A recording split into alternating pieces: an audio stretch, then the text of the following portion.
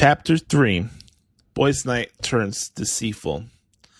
Boys' Night was never supposed to matter. On Vanderpump Rules, it was usually filler, a loose excuse for tequila shots, side conversations, and half-hearted drama that evaporated by the next episode. But during season 10, Boys' Night quietly became the most important night of the entire series.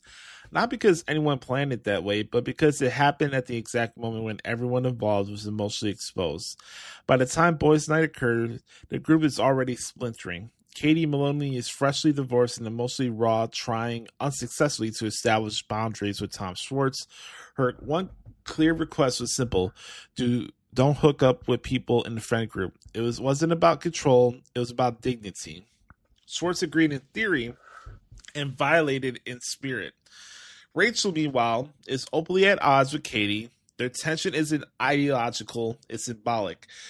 Katie represents permanence, history, and consequence. Rachel represents impermanence, reinvention, and risk.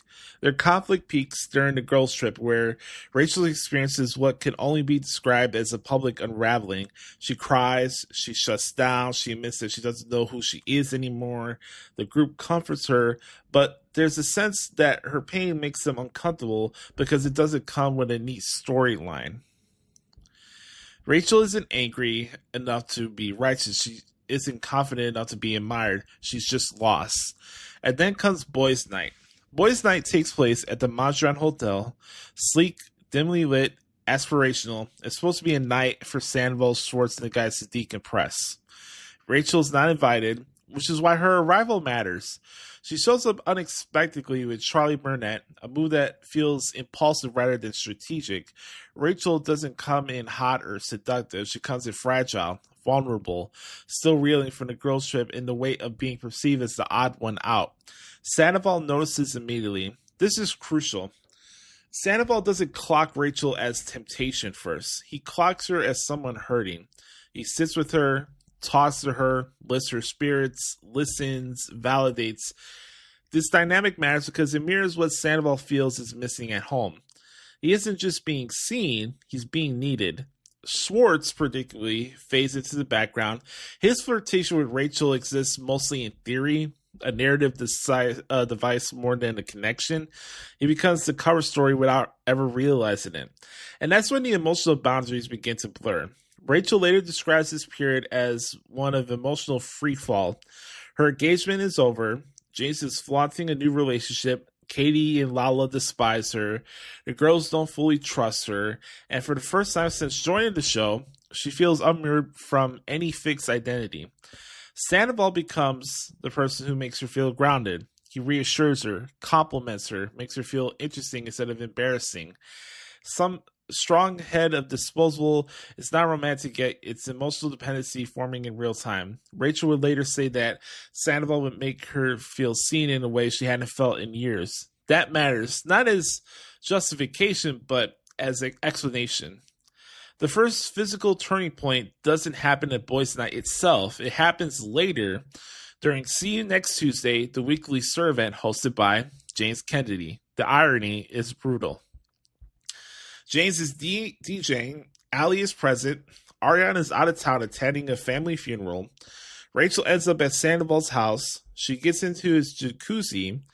This moment is often sensationalized, but the reality is quieter and worse. This isn't drunken chaos.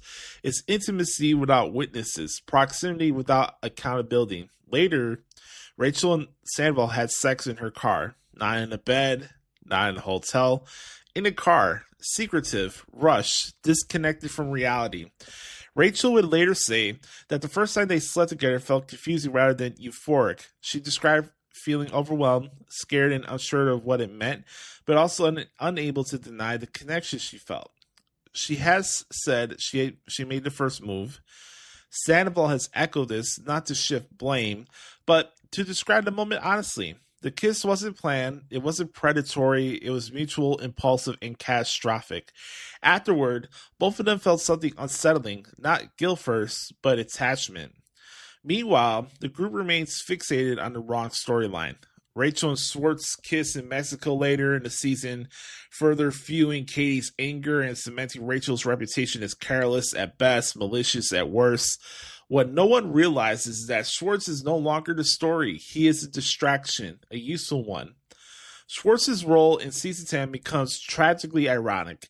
He absorbs the backlash that rightfully belongs elsewhere, while remaining emotionally detached enough to never fully grasp the consequences. By the time suspicion arises, the affair is already entrenched. What makes Boys' Night so devastating in hindsight is how ordinary it looks on first watch.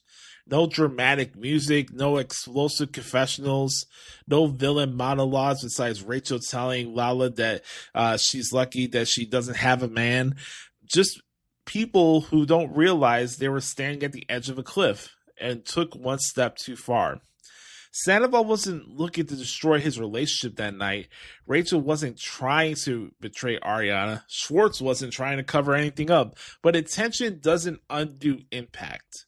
Boys' Night wasn't the beginning of Scandoval. It was the point of no return. From that moment on, secrecy became a shared language, distance became normalized, and silence became the loudest choice anyone made.